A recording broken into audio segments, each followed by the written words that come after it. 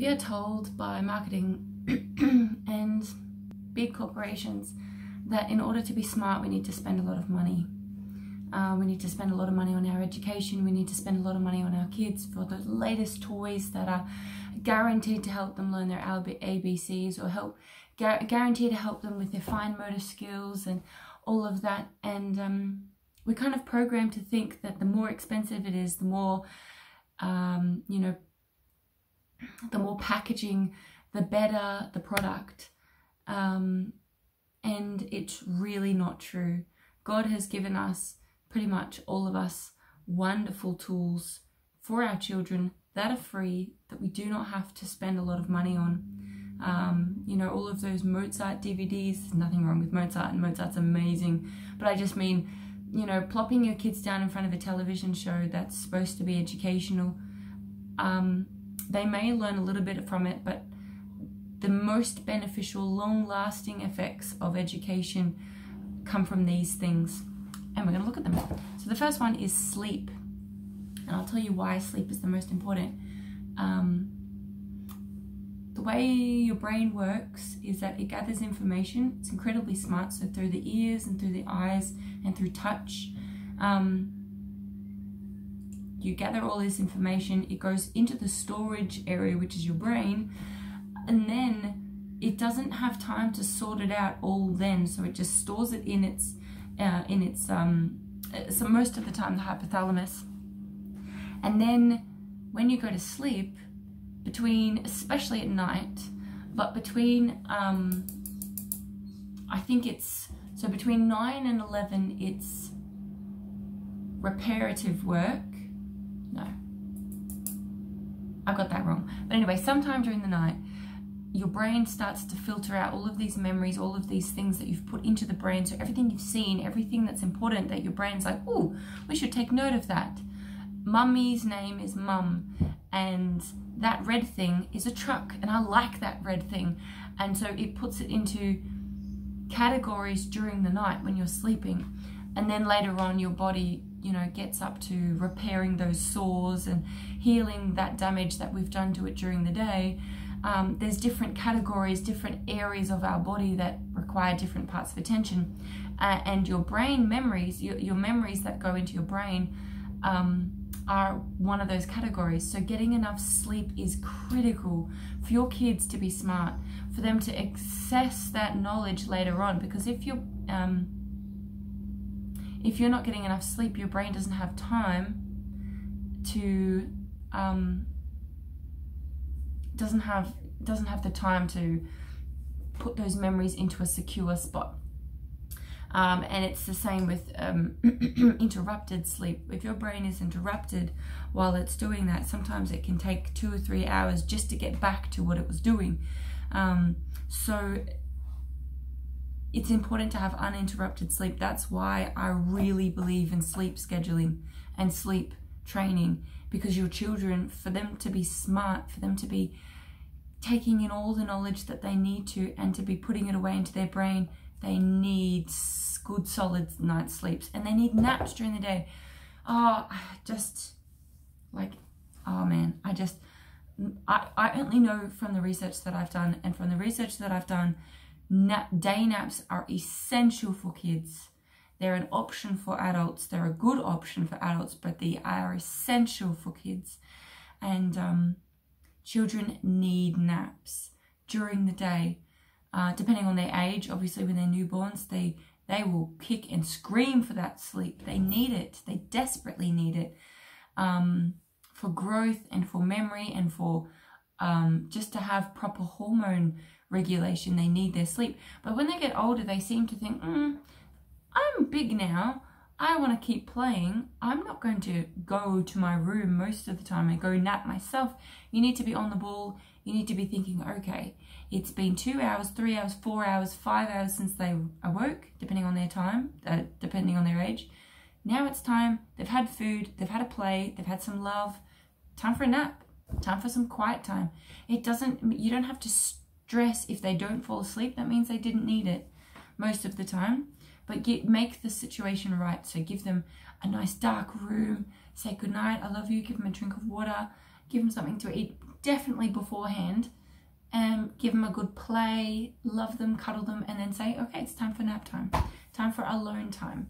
And alone time when they're 7 years old may include a book in their bed, but when they're 2, they don't need entertainment, they do need sleep. They need some naps. 2 naps, 1 nap a day, whatever you're doing.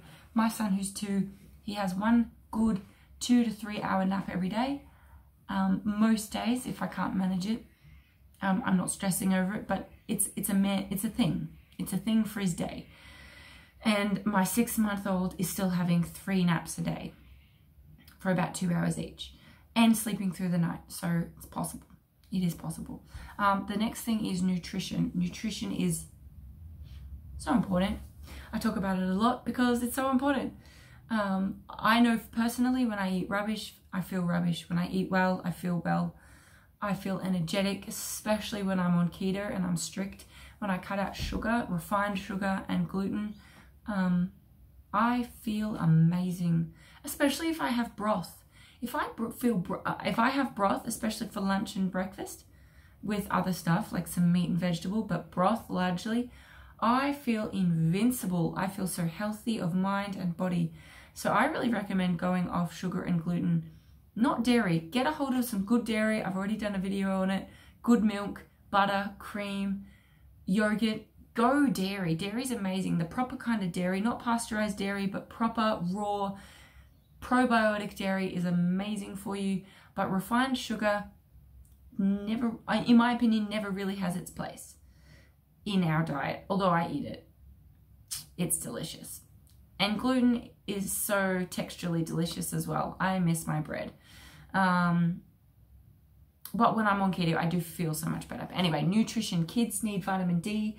Kids need vitamin E, vitamin C. They thrive on vitamin K, 1 and 2.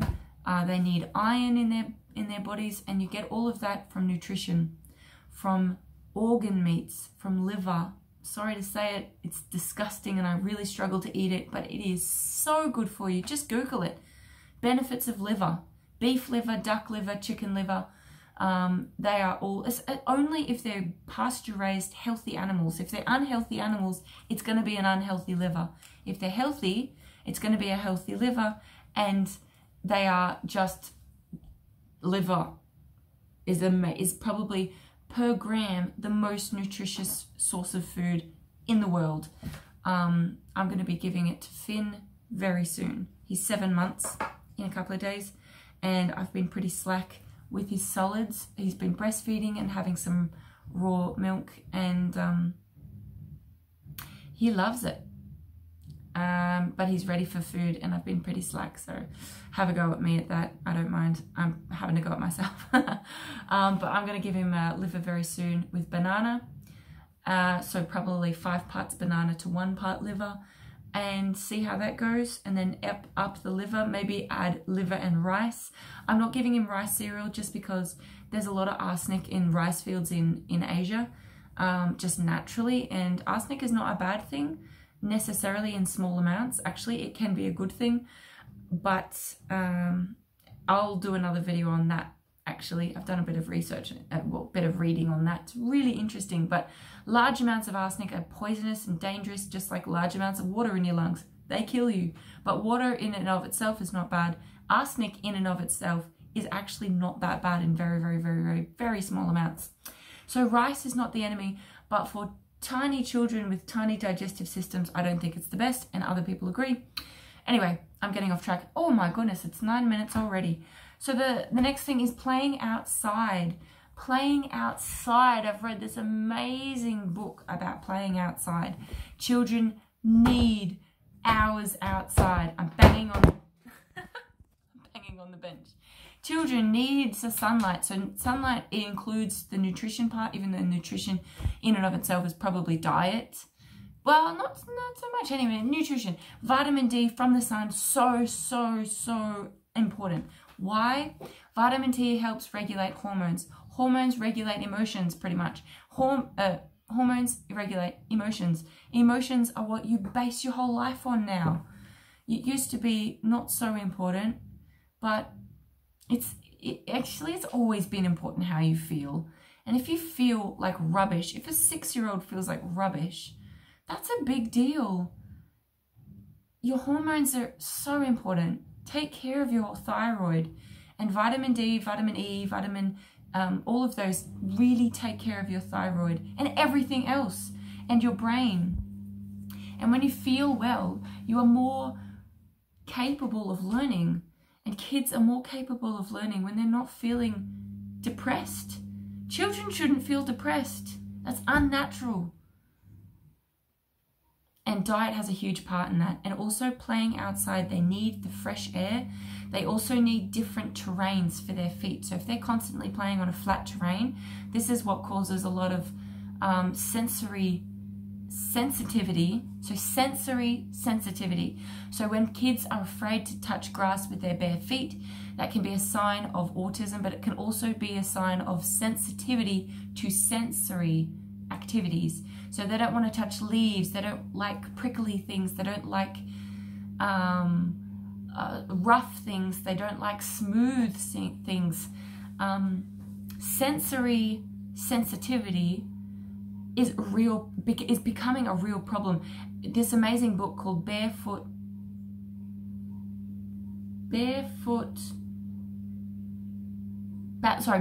and Barefoot, or Barefoot and Balanced and Barefoot. Anyway, it was a fantastic book, and it's all about spending 2 or 3 hours outside every single day. Your children need the sun, your children need the fresh air, and your children need different textures for them to be associating life with different textures. It actually helps build their brain, realizing that life is full of different textures. When they live inside in the flat flooring, the one level, when they're carried over stairs until they're 7 years old, they need to learn to crawl on their hands and feet. It helps with math development, it helps with language development. Anyway, it just playing outside should be the new insert program here. As in, don't sit your kids down in front of a program. Put them outside for some outside play. Get them outside on the swings. Take them to a park if you don't have a backyard. Yeah, buy a house with a backyard. Make sure that they have a safe area full of logs and twigs and grass and dirt and play pits and sand pits. Safe, but different terrains. Oh my goodness, it's 12 minutes. How's this going so fast? Okay, so the other one is music. Singing to your kids is, okay, so you've got, okay, I'll just explain this because I'm a music teacher and I love this. You've got the two halves to your brain. So your right and your left side. Most people are one-sided and they focus on one side or the other. You've probably heard the left-sided brain, the right-sided brain, and different people focus on one or the other. If you're more creative, then your left side. If you're more analytical, your right side. Anyway, there's not a whole heap of evidence for that, but it could be true. But there is definitely truth to your left or right side will work normally independent of each other. So if you're doing literacy, your right side will be pretty much working by itself. Normally we tackle one part of the brain at a time. We don't use both parts at the same time. When they've hooked up brains to MRIs, when they've played music to brains, to people, they're both halves light up like a Christmas tree.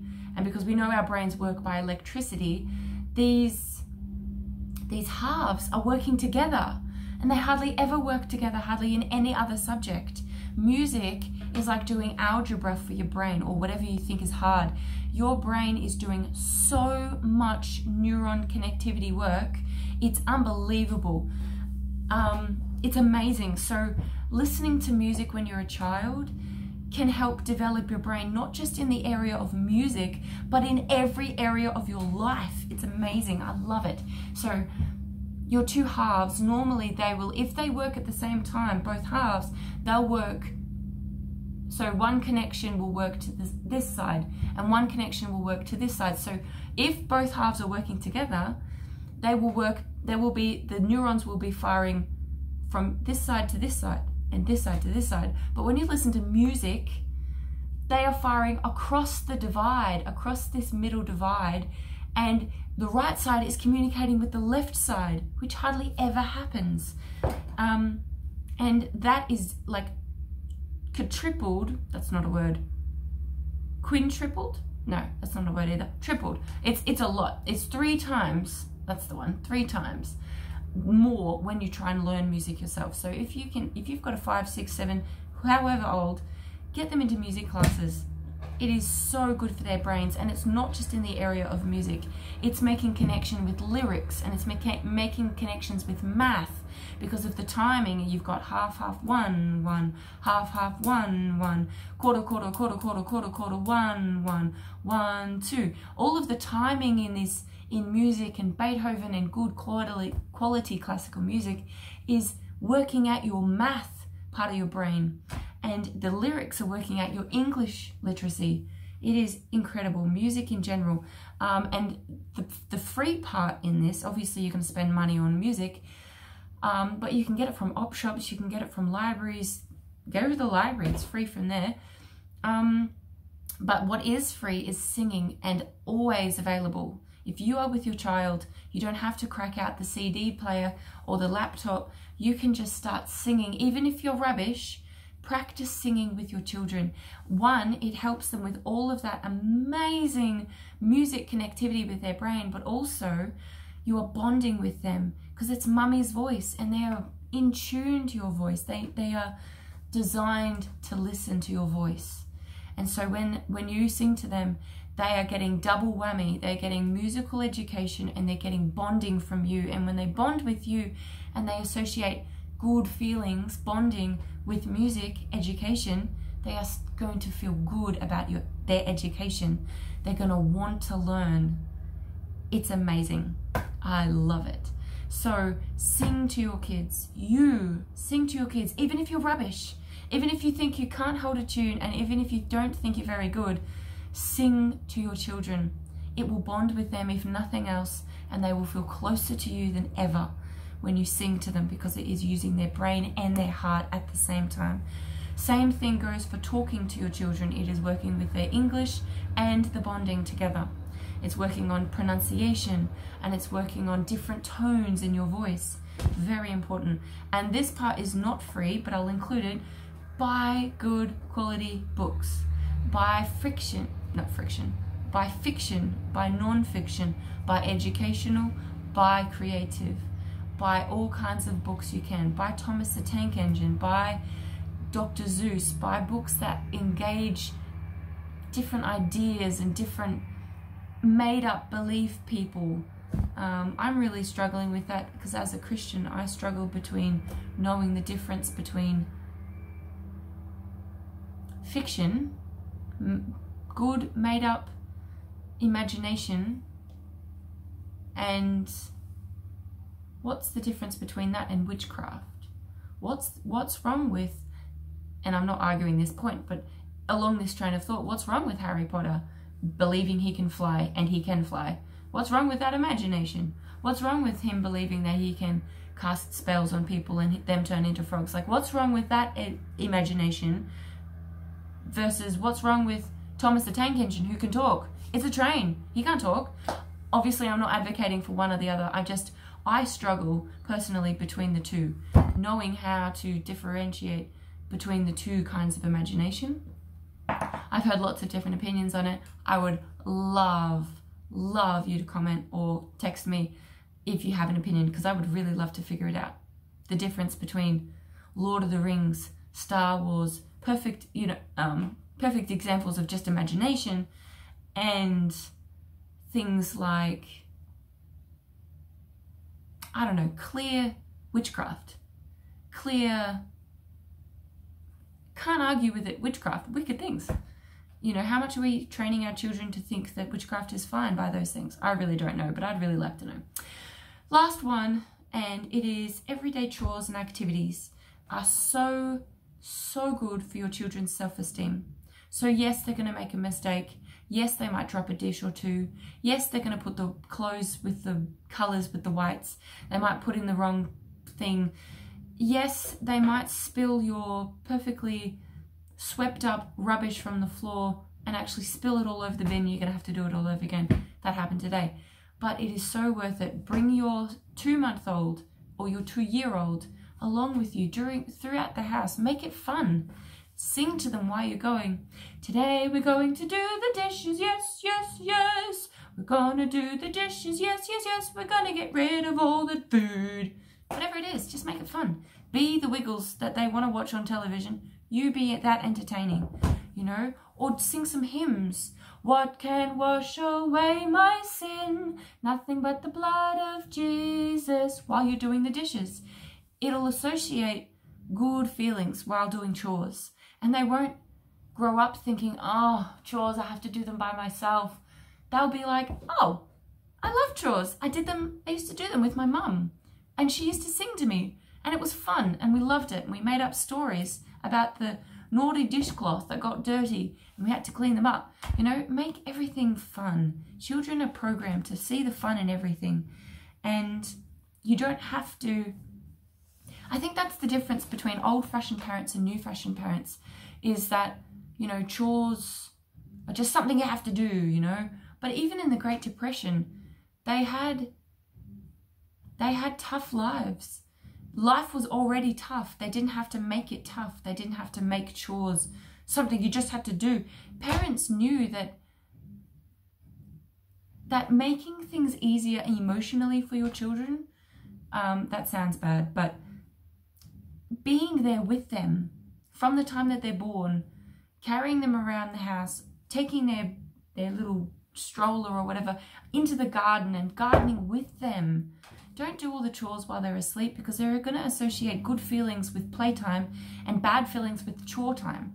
You don't want that. You want good feelings the whole way through life. And, you know, rewarding yourself for doing chores and singing along and getting into the mood. Don't associate, oh, I've got to do the chores. Associate that with good bonding time. Anyway, that's the end. But self-esteem is so important for children. You should not,